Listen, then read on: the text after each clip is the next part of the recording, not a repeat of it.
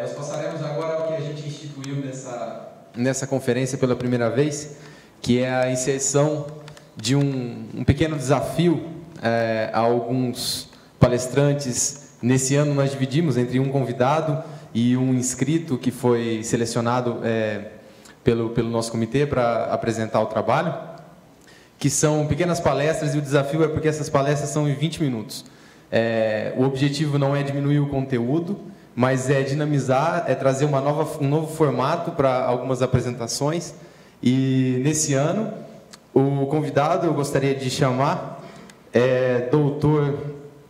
Stefan Malta, que concluiu seu doutorado em saúde coletiva no Instituto de Medicina Social da UERJ, com ênfase em filosofia da psiquiatria, na neurobiologia, fenomenologia e antropologia da esquizofrenia. Ele possui mestrado em psicologia clínica pela PUC do Rio de Janeiro, com ênfase em musicoterapia de improvisação e perspectiva desenvolvimentista no autismo. É médico psiquiatra do CAPSI, Angra dos Reis e Rio de Janeiro. Por favor, Stefan Malta.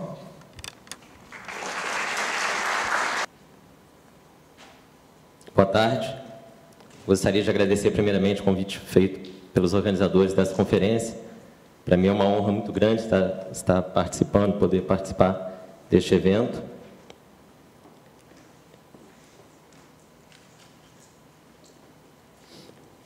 Então, dando seguimento ao estudo sobre o trauma, vou falar para vocês, tentando cumprir o desafio aí, vou falar para vocês sobre o traumático na psicanálise, na psiquiatria, e as implicações ético-políticas dessa articulação, que eu vou trazer para vocês.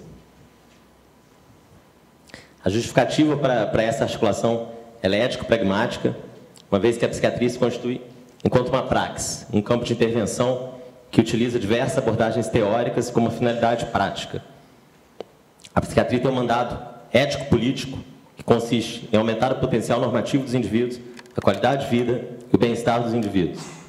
Possui um projeto teórico que somente se justifica a partir do seu projeto prático.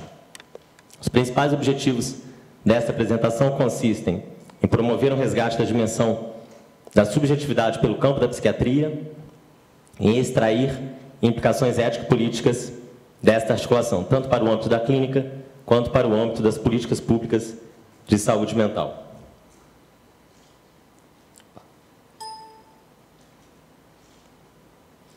Essa articulação que eu proponho do traumático na psicanálise e na psiquiatria, ela se fundamenta em uma abordagem multinível, multidimensional, que eu defendi na minha tese esse ano.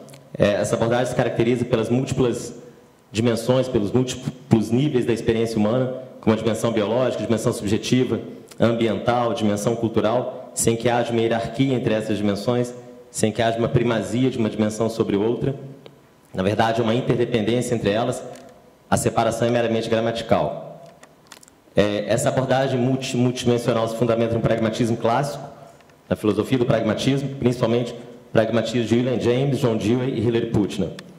Eu utilizo aqui 3 noções do pragmatismo que possibilitam a articulação entre diversos campos do conhecimento, uma vez que resultam em um pluralismo epistêmico e metodológico.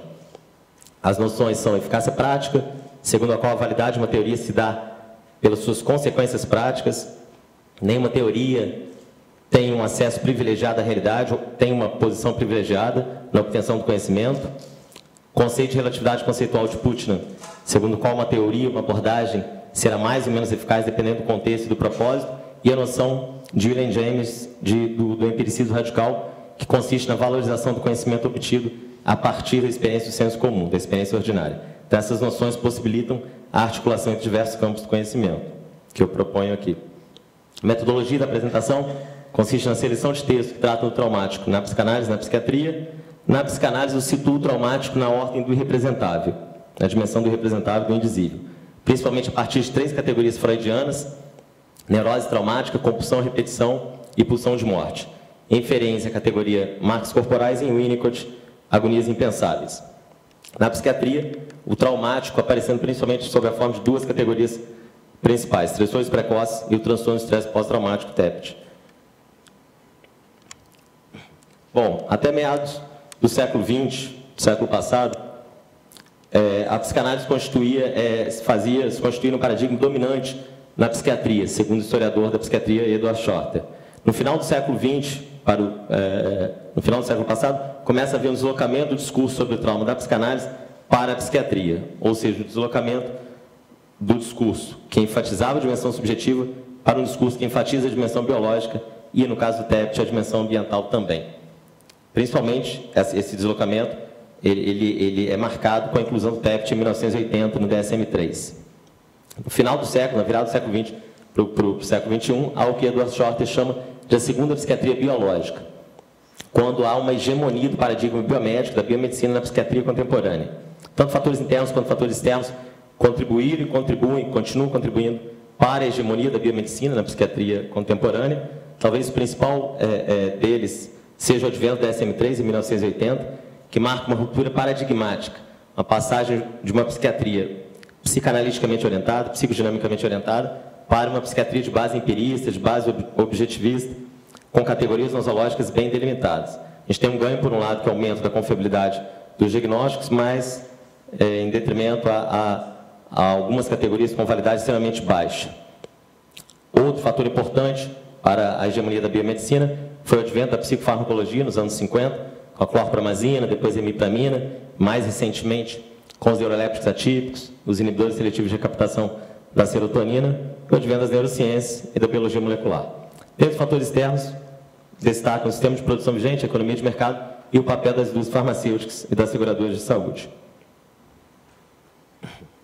Bom, no contexto atual, começa a haver uma atmosfera de integração entre diversos campos do conhecimento, uma atmosfera ainda incipiente, mas que vem ganhando cada vez mais força no contexto atual, uma integração, uma articulação sem que haja dissolução de um campo em outro, sem que haja redução de um campo em outro, uma articulação que preserva, que mantém a autonomia nos diversos campos do conhecimento. Essa integração vem sendo possibilitada principalmente pelos campos da filosofia, da psiquiatria, da antropologia médica, da própria neuropsicanálise, da neurofenomenologia, da psiquiatria transcultural, todos estes campos influenciados pelo pensamento pós-moderno. Agora, vou entrar no traumático na psicanálise, em Freud. O traumático, como eu disse, situado na ordem do irrepresentável. Ele aparece inicialmente situado na ótica do indizível, a partir da noção, no final do século XIX, a partir da noção freudiana de afeto de angústia, que caracteriza uma neurose de mesmo nome, neurose de angústia, marcado por uma tensão de caráter sexual que não admite nenhuma derivação psíquica, não se transformando em libido. Posteriormente, Freud constrói e elabora a categoria neurose traumática, que seria o resultado de eventos traumáticos, como choques ferroviários ou choques de guerra, nos quais o principal elemento presente, segundo Freud, seria o terror, que é o estado em que alguém se encontra quando se corre um perigo sem que esteja preparado. Posteriormente, Freud constrói a noção de compulsão e repetição, aparece em 1914, em Recordar, Repetir e Elaborar. Ele refina esse conceito em Além do Princípio do Prazer, de 1920, quando Freud reconhece que o funcionamento do psiquismo não é regido apenas pelo princípio do prazer, mas por um tipo de funcionamento que resulta em desprazer, que experiências precoces de desprazer podem retornar por meio dos sonhos, da relação transferencial de atos que se repetem, numa tentativa de resolução. A compulsão e repetição se caracteriza por um excesso pulsional não ligado de origem endógena, diferentemente da neurose traumática, que é fruto de um excesso pulsional não ligado de origem exógena. Em 1920, a chamada virada pulsional, com a obra Além do Princípio do Prazer, com a construção sobre a teoria do dualismo pulsional, quando Freud constrói as categorias de pulsão de vida e pulsão de morte. Na categoria de pulsão de morte há um paradoxo, ela contém um paradoxo, uma tendência à inércia por um lado e um excesso pulsional não ligado, uma energia psíquica não ligada por outro, que resiste a qualquer tentativa de ligação, de elaboração, que tende à descarga motora direta. A pulsão de morte se faz presente na compulsão à repetição. O Winnicott e diversos outros autores contemporâneos se recusam a aceitar a noção de pulsão de morte. A agressividade, para o Winnicott, por exemplo, ela está contida em Eros, enquanto uma força constitutiva da criatividade. Outros autores contemporâneos, como o psicanalista brasileiro Luiz Cláudio Figueiredo, criticam a nomenclatura pulsão de morte, mas não o que ela representa, não o que ela significa. Uma vez que a noção de pulsão de morte em Freud, ela contém também uma dimensão de positividade, quando do intrincamento pulsional. Segundo Freud, nessas situações de intrincamento pulsional, a pulsão de morte atua a favor da vida. Vale ressaltar que o excesso pulsional não ligado ele é fundamental para os processos de criação, de ruptura da estabilidade. Então, talvez uma concepção seja razoável conceber a noção de pulsão de vida como primária e a pulsão de morte com essa nomenclatura derivada da pulsão de vida aparecendo em circunstâncias específicas. Em casos específicos, quando há um desintrincamento entre a energia psíquica ligada e o excesso pulsional não ligado, uma desfusão entre as pulsões sexuais e as pulsões agressivas. Aí sim a agressividade adquire sua dimensão de destrutividade, se fazendo presente nos comportamentos de passagem ao ato, com os quais nós nos deparamos frequentemente na clínica contemporânea. Por exemplo, as automutilações, as tentativas de suicídio, o uso abusivo de substâncias psicoativas, a exposição a situações de risco, além das diversas formas de compulsão.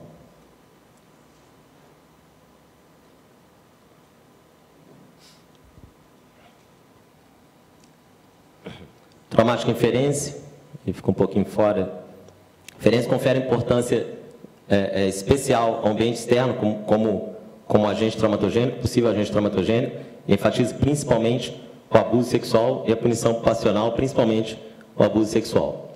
Para a inferência, a sedução incestuosa seguida pela negação por uma terceira pessoa, que ele chama de desmentido, é que engendra o trauma psíquico, levando a comoção psíquica e a clivagem narcísica. Inferência situa o trauma na dimensão do irrepresentável, quando ele diz que impressões sensíveis, as impressões sensíveis que resultam do evento traumático, elas não se inscrevem no registro mnêmico, não se inscrevem na cadeia representacional, na cadeia associativa, mas se inscrevem no corpo, através das chamadas marcas corporais, que não são acessíveis pela rememoração, essas marcas corporais. E a referência propõe a elasticidade da técnica psicanalítica como tentativa de trazer essas impressões sensíveis inscritas no corpo. O Winnicott enfatiza a relação também entre indivíduo e ambiente. Há uma inter-relação em Winnicott entre as noções de trauma, agonias impensáveis e false self com a teoria do amadurecimento emocional do autor, sobre a ação de um ambiente suficientemente bom para o Winnicott, ou seja, através do holding, do handling, do manejo materno, é que o bebê desenvolve suas potencialidades inatas de integração, de personalização e de realização. Para o Winnicott, o trauma consiste na ruptura da continuidade do ser, se deve principalmente a falhas ambientais, geralmente pequenas, mas constantes, que levam a agonias impensáveis, como ocorrem em um momento extremamente precoce do desenvolvimento, se relacionam à ameaça de aniquilamento do self, em um momento anterior à ameaça de castração. Então, para evitar essas angústias impensáveis, agonias impensáveis, o bebê lança mão de uma das defesas mais básicas, a cisão entre o falso e o verdadeiro self. Nos casos patológicos, o falso self oculta completamente o verdadeiro self e o indivíduo perde contato com seu gesto espontâneo, com sua criatividade, experienciando uma sensação de inautenticidade. Nas palavras poéticas de Winnicott, sente que a vida não é digna de ser vivida. Algumas tendências contemporâneas, para concluir essa apresentação breve apresentação sobre traumática na psicanálise, algumas tendências influenciadas pelo pensamento pós-moderno. Há uma tendência a uma subjetividade corporificada, através da noção de embodied, ou seja, localizada no corpo, uma subjetividade situada em contexto que aparece desde sempre enquanto intersubjetividade, a ideia da intersubjetividade enquanto fundadora da subjetividade, e uma ênfase na dimensão qualitativa dos processos psíquicos em detrimento da dimensão quantitativa. Ainda quando falamos em termos quantitativos, como excesso pulsional, na verdade, se tratam de termos que não são passíveis de mensuração, não representam termos passíveis de mensuração. Então, a gente pode fazer uma relação que uma excitação ou intensidade pulsional ela poderá ser qualitativamente positiva quando relacionada diretamente a vivências prazerosas, como o próprio Freud reconheceu no ato sexual, mas em diversas outras situações, como na luta por causas ideológicas, no jogo esportivo. Então, não necessariamente o aumento da tensão psíquica, o excesso, a excitação pulsional, levará ao aumento do desprazer, uma sensação de desprazer. E a excitação pulsional, a intensidade pulsional, será qualitativamente negativa quando relacionada, obviamente, à experiência de sofrimento, a experiências traumáticas. Traumático na psiquiatria, agora, como eu disse, aparece principalmente sobre a categoria de estressores precoces e o TEPT. Há uma ênfase nas dimensões biológicas e ambientais, mas não na dimensão subjetiva.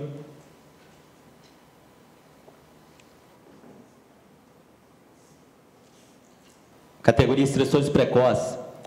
As categorias as principais estressores precoces são abuso físico, sexual, abuso psicológico e negligência emocional. Vários estudos vêm sendo realizados, como, por exemplo, estudos que vêm sendo coordenados pelo professor Mário Francisco Juruena, daqui da USP de Ribeirão Preto, que estará presente amanhã aqui na conferência, mostrando que os estressores precoces predispõem ao aparecimento tardio de transtornos mentais, como transtornos depressivos, transtornos ansiosos, transtorno de personalidade borderline e o próprio TEPT, através principalmente de uma disfunção do eixo HPA.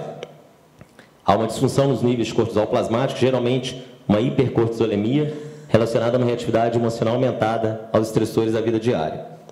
Outros estudos mostram que essa hiperatividade do eixo HPA, ela possivelmente está relacionada a uma expressão diminuída do BDNF, que é o fator neurotrófico derivado do cérebro, uma neurotrofina relacionada com a neurogênese, com a neuroplasticidade. Então, esse aumento da atividade do eixo HPA possivelmente se relaciona a uma diminuição da neurogênese e da neuroplasticidade. Um pouco sobre o TEPT agora.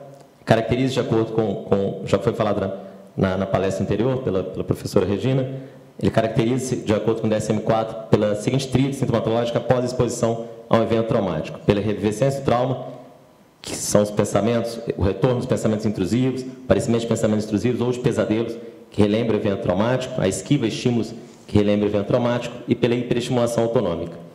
Os principais eventos traumáticos foram incluídos no DSM-4, acidentes automobilísticos, doenças graves, agudas ou crônicas, estresse relacionado ao trabalho, na verdade, profissões que lidam, por exemplo, na verdade, não é qualquer estresse relacionado ao trabalho, profissões como legista, por exemplo, que tem que lidar com detalhes de um esquartejamento.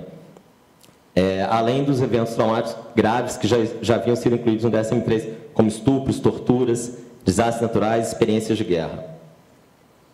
Os principais sistemas de neurotransmissão alterados no TEPT são o sistema serotonético, dopaminérgico, principalmente o sistema glicocorticoide. Pacientes com TEPT apresentam, em geral, uma resposta aumentada aos receptores corticosteroides, tanto aos glicocorticoides quanto aos mineralocorticoides. Esses receptores atuam como reguladores da transcrição gênica. Então, alterações nesse sistema glicocorticoide possivelmente levam a alterações da expressão gênica.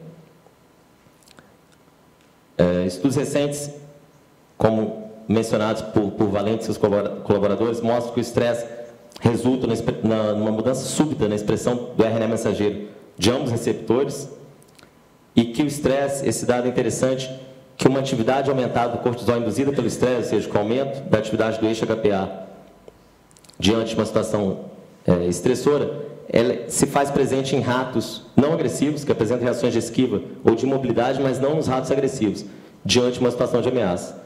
Nos ratos agressivos que apresentam reações de luta, portanto, diante de uma situação de ameaça. Então, do ponto de vista neurobiológico, é como se o TEPT fosse similar às reações de esquiva ou de imobilidade nos animais, diante de uma situação de ameaça, mas não similar às reações de luta diante de uma situação de ameaça. Alguns aspectos socioculturais do TEPT, ele foi incluído, como eu disse, pela primeira vez no DSM-3, em 1980, fruto de complexas negociações com o envolvimento de diversos atores, principalmente o movimento feminista e os veteranos da Guerra do Vietnã. O movimento feminista via na inclusão do TEPT no DSM-3 uma maneira de lutar contra o abuso infantil e contra a violência contra as mulheres. Os veteranos de guerra, por outro lado, da Guerra do Vietnã, buscavam reconhecimento público da sua condição de sofrimento.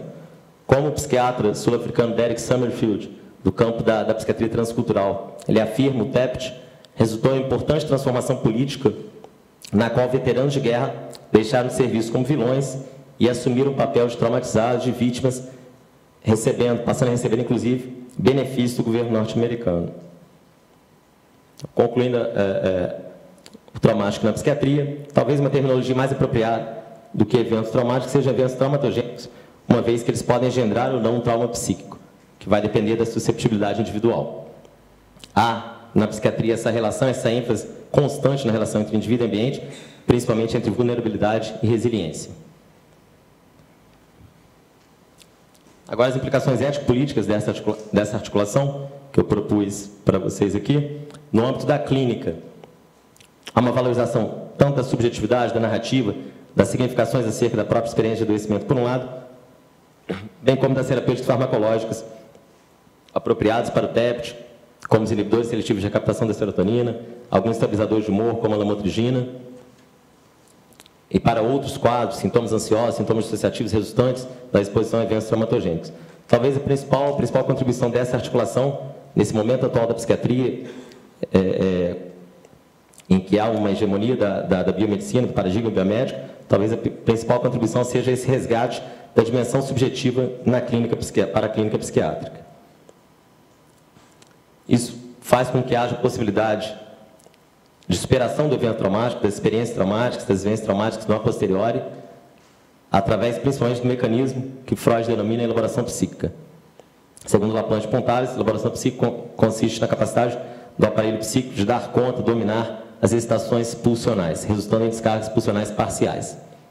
Ela pode ocorrer através das seguintes vias: da via sensível, da neocatase, como nos mostra Daniel Kupperman, que também estará presente aqui na conferência, no seu texto, a via sensível da elaboração psíquica, mas também através da imaginação, das fantasias, dos sonhos e das significações linguísticas.